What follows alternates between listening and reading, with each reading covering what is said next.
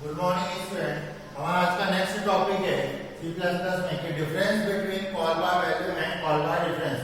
कि call by value और call bye difference दोनों में डिफरेंस क्या है। तो यहाँ पर हम पहले थ्योरी से मैं एक्सप्लेन कर रहा हूँ डिफरेंस, और उसके बाद फिर एक एग्जांपल से एक्सप्लेन कर रहा हूँ। तो सबसे पहले लिखा हमने call by value. Call by value में मतलब होता है कि while calling a function when you pass value by कॉपिंग variables. मतलब कि कॉल बाय वैल्यू के अंदर फंक्शन आर्गुमेंट में वेरिएबल की वैल्यू को पास किया जाता है।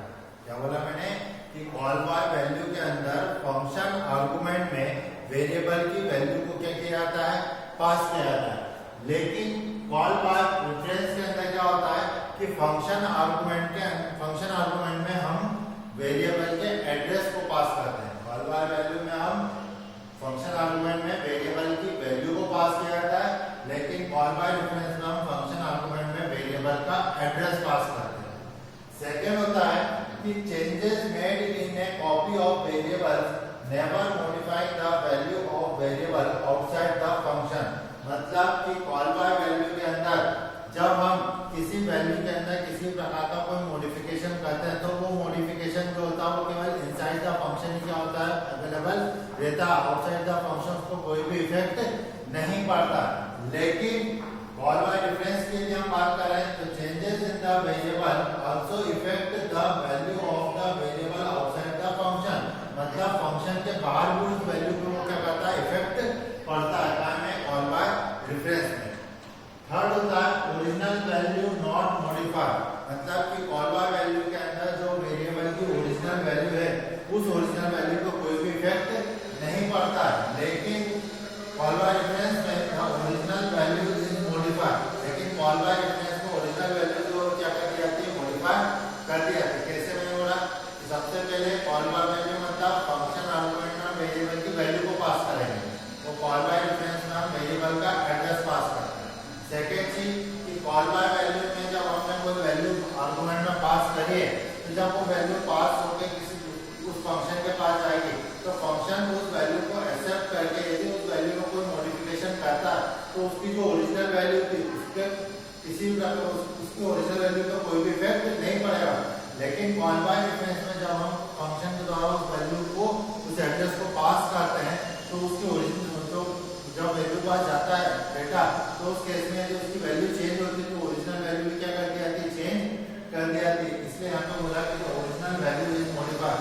यहाँ पे फंक्शन कॉल होने के बाद ओरिजिनल वैल्यू जो है क्या हो जाती है, मॉडिफाई कर दी जाती है। फोर्थ होता है actual and formal argument will be created in different memory location. Call by value के अंदर एक्चुअल और फॉर्मल आर्गुमेंट दोनों का मेमोरी एलोकेशन जो होता है वो क्या होता है, डिफरेंट होता है।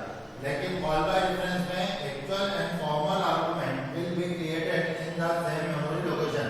लेकिन कॉल बाय डिफरेंस के अंदर एक्चुअल और फॉर्मल आर्गुमेंट दोनों का मेमोरी लोकेशन क्या होता है, सेम होता है। तो कैसे बोली मैंने कि सबसे पहले कॉल बाय वैल्यू में फंक्शन आर्गुमेंट में वेरिएबल की वैल्यू को पास किया जाता है, लेकिन कॉल बाय डिफरेंस में फंक्शन आर्गुमेंट में वेरिएबल का एड्रेस पास किया जाता है। सेकेंड चीज कि कॉल बाय वैल्यू के अंदर फंक्शन कॉल होने के बाद जो उसके इनसाइड में जो वैल्यू है उस वैल्यू को चेंज किया जाता है, आउटसाइड द वैल्यू को कोई भी इफेक्ट नहीं पड़ता। लेकिन कॉल बाय डिफरेंस में जब हम फंक्शन को कॉल करते हैं तो इनसाइड द वैल्यू यदि कोई चेंज होती है तो वो आउटसाइड द फंक्शन में उस वैल्यू पे क्या करता है, इफेक्ट पड़ता है। थर्ड होता है कि कॉल बाय वैल्यू के अंदर कि फंक्शन कॉल होने के बाद ओरिजिनल वैल्यू जो है वो चेंज नहीं होती है, लेकिन कॉल बाय डिफरेंस में फंक्शन कॉल होने के बाद ओरिजिनल वैल्यू क्या जाती है, चेंज हो जाती है। और फोर्थ डिफरेंस है कि कॉल बाय वैल्यू के अंदर एक्चुअल और फॉर्मल आर्गुमेंट दोनों का मेमोरी लोकेशन डिफरेंट होता है, लेकिन कॉल बाय डिफरेंस में एक्चुअल और फॉर्मल आर्गुमेंट दोनों का मेमोरी लोकेशन क्या होता है, सेम होता है। जैसे तो हम एक एग्जांपल से समझ रहे हैं।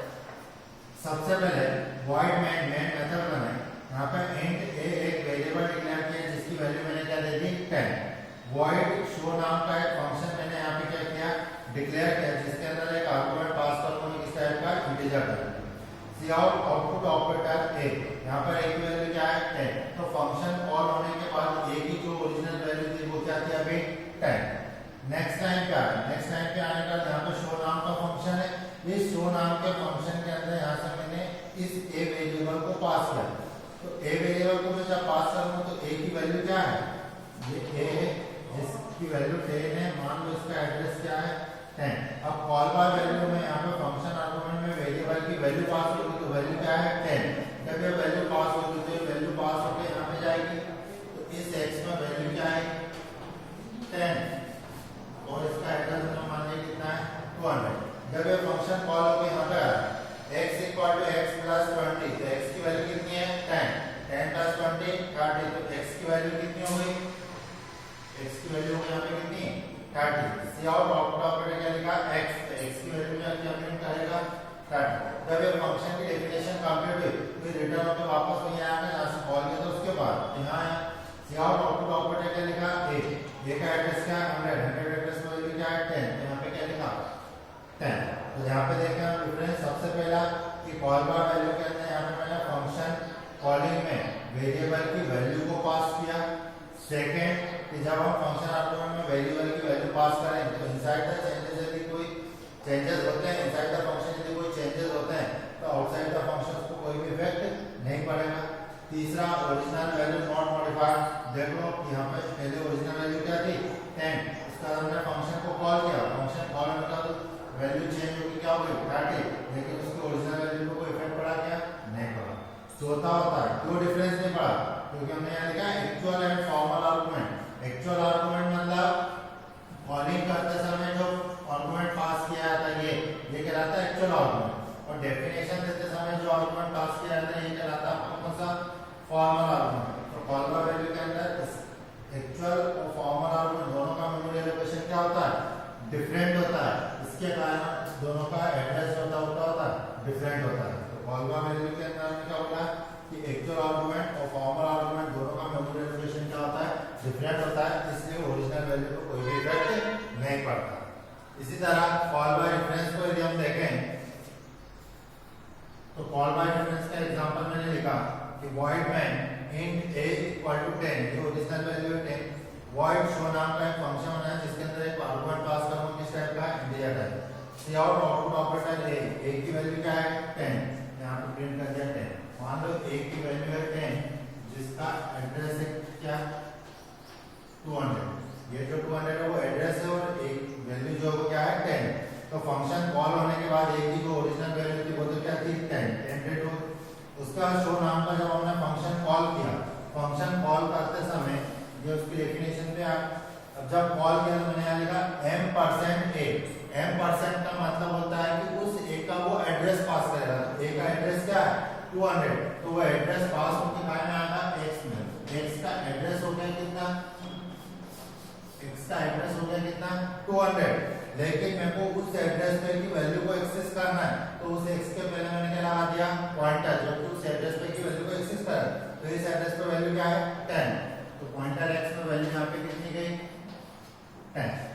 Pointer x equal to pointer x plus 10, तो 10 प्लस 10 20, तो पॉइंटर x की वैल्यू चेंज होकर कितनी हो गई 20। C out output operator pointer x की वैल्यू प्रिंट कर देना क्या 20। जैसे ही फंक्शन कंप्लीट हुआ वो वापस जहाँ पे से कॉल हुआ वापस वही रिटर्न हो गया। अब सी यहाँ पे ध्यान इस एड्रेस पे वैल्यू चेंज हो क्या हो गई 20, 200 एड्रेस इसका भी है तो यहाँ पे भी वैल्यू चेंज हो क्या हो गई 20। C out output operator a की वैल्यू क्या है 20।